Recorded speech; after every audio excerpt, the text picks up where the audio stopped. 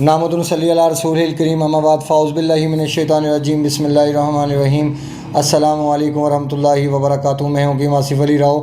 آج کا جو موضوع ہم ترتیب دے رہے ہیں وہ ہے غصے پہ اور چڑچڑے پن کے بارے میں۔ حقیقت میں چڑچڑا پن الگ چیز ہے، غصہ الگ چیز ہے، لیکن اس میں کوشش کریں گے کہ چڑچڑے پن کو بھی تھوڑا سا اس کو ڈیفائن کیا جائے اور جو غصہ ہے اس کے اوپر بھی بات کی جائے۔ چڑچڑے پن کی جو کیفیت پیدا ہوتی ہے وہ تب پیدا ہوتی ہے جب انسان کی طبیعت ٹھیک نہ ہو، انسان کا مسکولر سسٹم شدید دباؤ میں، اس کی وجہ سے تھکن رہنا شروع ہو جائے اور جسم میں تیزابیت، ایسیڈیٹی وغیرہ سامنے آ جائیں تو تب چڑچڑا پن پیدا ہوتا ہے۔ لیکن غصہ انسان کے تب پیدا ہوتا ہے کہ جب انسان کے جسم میں حرارت اپنی حد سے تجاوز کرنا شروع ہو جائے۔ نئے آنے والے دوستوں سے گزارش ہے کہ وہ چینل کو سبسکرائب کریں، بیل آئیکن کو پریس کریں، کمنٹ سیکشن میں اپنی رائے سے ضرور آگاہ کریں۔ غصہ تب پیدا ہوتا ہے کہ جب ہمارا ماحول مسلسل ڈسٹرب رہے اور ہمارے ماحول کے اندر ایسی چیزیں ہوں کہ جو ہمیں مسلسل حرارت کی طرف مائل رکھیں، یعنی ہماری خوراک بھی ایسی ہو جو گرم ہو اور ہمارا ماحول بھی حرارت میں رہنے والا ہو۔ تو جس سے جسم کے اندر پسینہ آنا شروع ہو جائے اور جسم میں حرارت بڑھنا شروع ہو جائے تو یہ ایک کیفیت بنتی ہے کہ جب انسان کو غصہ آنا شروع ہو جاتا ہے، کیونکہ حرارت کا جو زیادتی ہے یہ غصہ پیدا کرتی ہے، جبکہ خشکی کی زیادتی انسان کے جسم کے اندر ہوس پیدا کرتی ہے، اور اسی طرح جب اعصاب ہے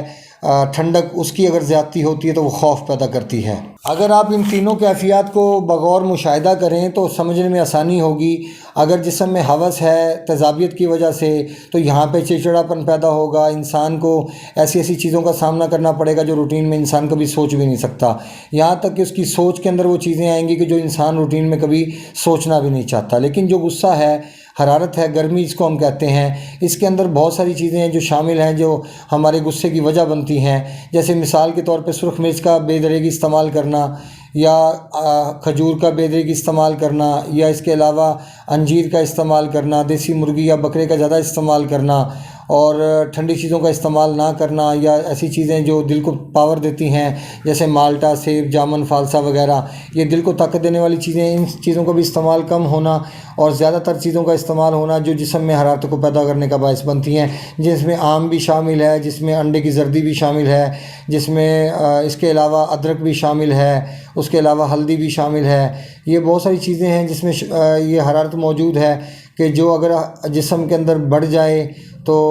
پھر اس کے بعد انسان میں غصے کی کیفیت پیدا ہوتی ہے، کیونکہ حرارت ایک ایسی چیز ہے جو انسان کو ایسی کنڈیشن پہ لے جاتی ہے کہ جہاں پہ انسان پاگل پن کی کیفیت تک جاتا ہے، اور ایسی چیزوں کے اوپر انسان بگڑنا شروع ہو جاتا ہے کہ جو انسان کو صبر کرنا چاہیے، حوصلہ کرنا چاہیے، ہمت سے کام لینا چاہیے۔ لیکن معاشرے کے اندر جو دیکھا جاتا ہے، ہمت و حوصلے کی بجائے جو غصہ ہے وہ عروج پہ ہوتا ہے، جس کی وجہ سے معاشرے میں بہت سارے بگاڑ پیدا ہوتے ہیں۔ اکثر لوگوں پہ پاگل پن کی کیفیت پیدا ہوتی ہے، وہ بھی اسی وجہ سے ہوتی ہے کیونکہ جب غصہ آنا شروع ہوتا ہے تو غصے کی وجہ سے انسان ایسی کیفیت سے گزرتا ہے کہ جہاں پہ انسان پاگل پن کی حد تک چلا جاتا ہے، کیونکہ یہاں پہ انسان کی نیند جب حرارت اپنی حد سے زیادہ تجاوز کرتی ہے تو نیند بھی ڈسٹرب ہونا شروع ہو جاتی ہے اور خشکی بڑھنا شروع ہو جاتی ہے۔ یہاں پہ ایک چیز یاد رکھیں کہ خشکی ایک ڈائریکٹ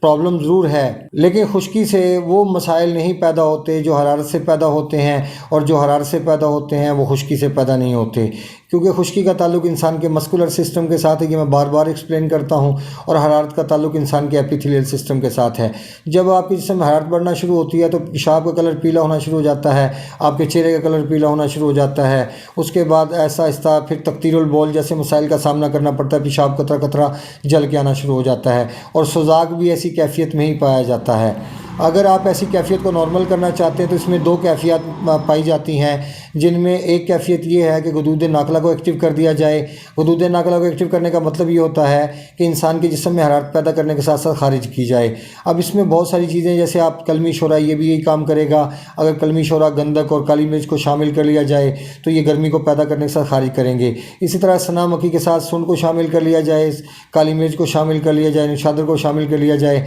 تو یہ بھی ایسی کیفیت بنتی ہے جس میں حرارت پیدا ہونے کے ساتھ ساتھ خارج ہوتی ہے۔ لیکن یہ کیفیت کے مطابق فیصلہ کرنا پڑتا ہے کہ اس میں حرارت کو پیدا کرنے کے ساتھ ساتھ خارج کیا جائے یا ڈائریکٹ جسم کے اندر رطوبات مہیا کی جائیں۔ اب اگر ڈائریکٹ رطوبات مہیا کرنا ہوں گی تو پھر آپ سونف اور چھوٹی الائچی کا قہوہ استعمال کریں تو یہ ڈائریکٹ جسم کو رطوبات مہیا کرتا ہے۔ انسان کے ایپیتھیلیل سسٹم کی بجائے انسان کے نروس سسٹم کے اوپر خون کا دباؤ بڑھنا شروع ہو جاتا ہے۔ یہ چیز پھر خون میں ٹھنڈک پیدا کرتی ہے، اور جیسے جیسے خون کے اندر حرارت کم ہونا شروع ہوتی ہے تو بدستور طبیعت تیزی کے ساتھ صحت کی طرف مائل ہونا شروع ہو جاتی ہے، اور غصے کی کیفیت نارمل ہو جاتی ہے۔ اب اس میں یاد رکھیں کہ جو گرم تر مزاج ہے اس کی جو نفسیاتی پہلو ہے وہ غمگین ہے، یعنی کسی انسان کے اگر غصہ موجود ہے، اگر اس کے غدود ناقلہ کو ایکٹیو کر دیا جائے تو اس کی نفسیات میں یہ چینجنگ پیدا ہوں گی کہ غصے کی بجائے غم آ جائے گا، یعنی ایسی کیفیت پیدا ہوگی کہ جہاں پہ غصہ نہیں برداشت پیدا ہونا شروع ہو جائے گی۔ اور حقیقت میں یہی ایک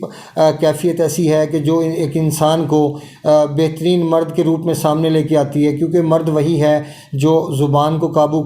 کر لے اور جو اپنے نفس کو قابو کر لے، نہ کہ وہ مرد گنا جائے کہ جس کو ہم روٹین میں آج دنیا میں کہتے ہیں کہ کسی کا اگر سیکسول پاور اچھی ہے تو اس کو مرد گنا جاتا ہے۔ بالکل ایسا نہیں، انسان کے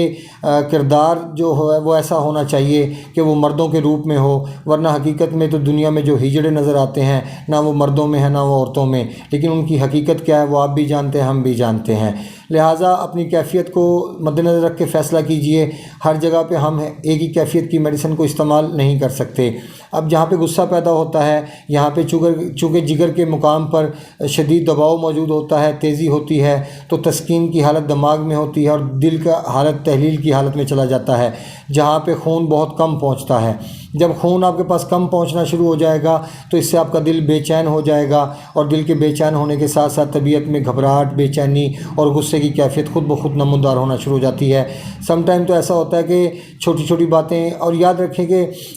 جو غصے کی کیفیت ہے، اگر انسان کی طبیعت نارمل ہے تو غصہ جائز بات پہ آئے گا، ناجائز بات پہ نہیں آئے گا، لیکن اگر طبیعت نارمل نہیں ہے تو ہر چھوٹی بڑی بات پہ انسان الجھنا شروع ہو جائے گا۔